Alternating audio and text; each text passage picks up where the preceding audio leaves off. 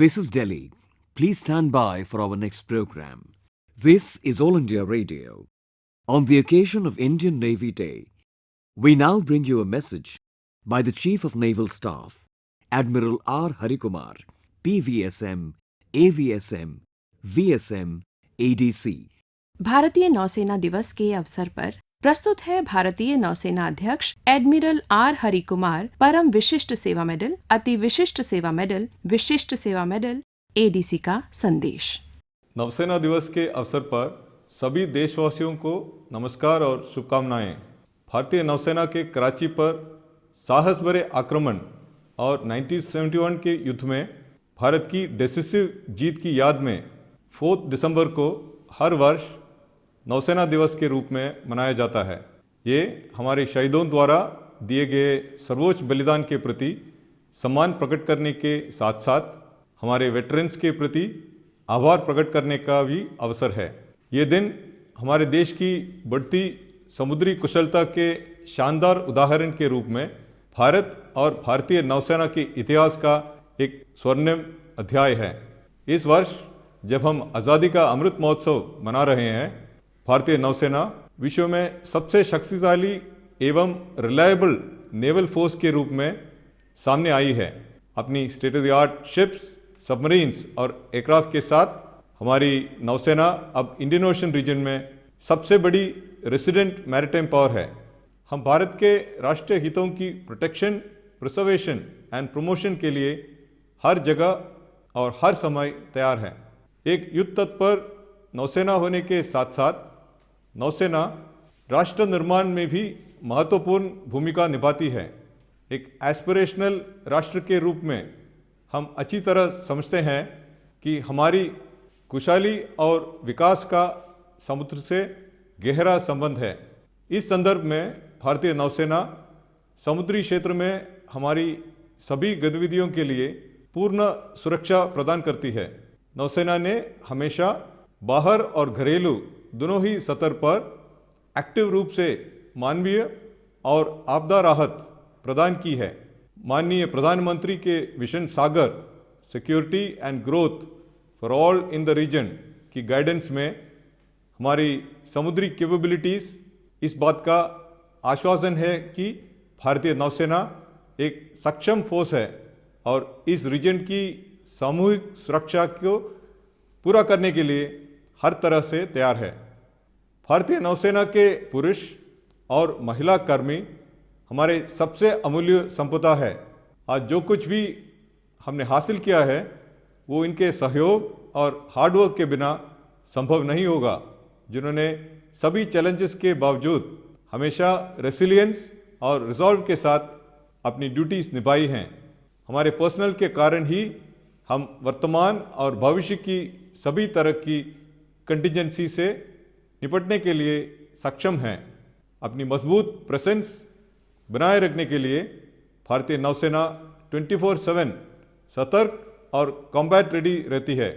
आज जब हम आज़ादी के 75 वर्ष पूरे होने पर अमृत महोत्सव मना रहे हैं, आज़ादी के 100वें वर्ष यानी 2047 तक देश ने एक विकसित राष्ट्र बनने का टारगेट सेट कर लिया है। नौसेना भी राष्ट्र की सेवा में एक कॉम्बैट रेडी, क्रेडिबल, कोहेसिव और फ्यूचर प्रूफ फोर्स के रूप में अमृतकाल तक एक आत्मनिर्भर फोर्स बनने के लिए पूरी तरह से कमिटेड है। भारतीय नौसेना के यूनिफॉर्म तथा सिविलियन कर्मियों की तरफ से एक बार फिर मैं नौसेना की कमिटमेंट को रिपीट करना चाहूँगा कि हम भारत की सुरक्षा इंश्योर करने में कोई कसर बाकी नहीं छोड़ेंगे। साथ ही साथ राष्ट्र निर्माण में योगदान देते हुए भारत की समुद्री सीमा और हितों की रक्षा के प्रति समर्पित रहेंगे। जय Hind, शन्नोवरण। On the occasion of Navy Day 2022, my greetings and compliments to my fellow Indians. As you are aware, 4th of December every year is celebrated as the Navy Day to commemorate the Indian Navy's daring attack on Karachi, contributing to India's decisive victory in the 1971 war. It's also an occasion to pay homage to the supreme sacrifices made by our personnel as well as express gratitude to our veterans. This day has remained etched in the annals of India's and the Indian Navy's history as a shining example of our nation's growing maritime prowess since independence 75 years ago. This year, as we celebrate Azadi Ka Amrit Mahotsav, we can look back and appreciate the transformation of the Indian Navy into one of the most powerful and credible maritime powers in the world. With state-of-the-art ships, submarines and aircraft, the Indian Navy is the largest resident maritime power in the Indian Ocean region. We stand ready to protect, promote and preserve India's national interests anytime, anywhere. While winning every war at sea remains our primary focus, the Navy continues to play a pivotal role in nation building or Rashtra Nirman too. As an aspirational nation, there is an increased realization that our growth and prosperity are closely linked to the oceans. In that context, the Indian Navy provides an overarching security umbrella for all our activities in the maritime domain. Further, the Navy has always proactively rendered humanitarian assistance and disaster relief domestically as well as regionally. Our maritime capabilities are an assurance that the Indian Navy is capable and ready to support the collective security needs of the region in partnership with our friends and guided by the Honorable Prime Minister's vision of Sagar, security and growth for all in the region. None of what we have achieved would have been possible without the Navy's most precious assets, our men and women in whites who, despite all the challenges, have always acted with resilience and resolve. As a result, our assets remain on watch 24/7 with single-minded focus on combat readiness, maintaining formidable forward presence to meet every contingency today and into the future.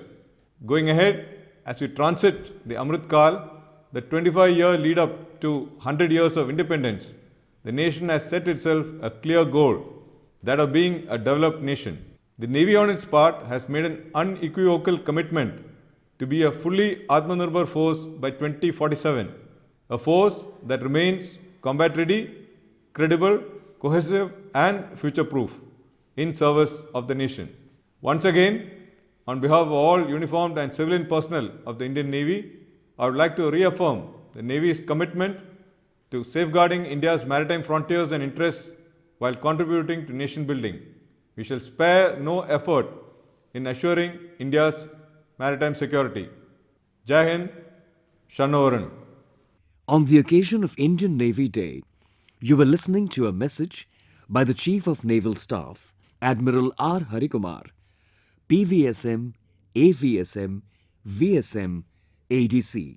अभी आप भारतीय नौसेना दिवस के अवसर पर भारतीय नौसेना अध्यक्ष एडमिरल आर हरिकुमार परम विशिष्ट सेवा मेडल, अति विशिष्ट सेवा मेडल, विशिष्ट सेवा मेडल एडीसी का संदेश सुन रहे थे।